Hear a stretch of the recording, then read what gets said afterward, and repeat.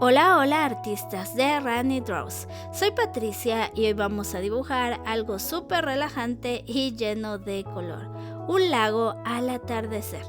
¿Sabías que los colores del atardecer se deben a un fenómeno llamado dispersión de Rayleigh? Es lo que hace que el cielo se pinte de naranjas, rosados y morados increíbles. ¿Qué te transmite un atardecer frente al agua? ¿Paz, inspiración o nostalgia? Escríbelo en los comentarios, me encanta leerte. Y no olvides suscribirte a Run Draws, dejar tu like, compartir este dibujo con alguien que ame los paisajes y si te gusta lo que hago puedes apoyarme dejando una pequeña donación con el botón de gracias. Te lo agradecería muchísimo.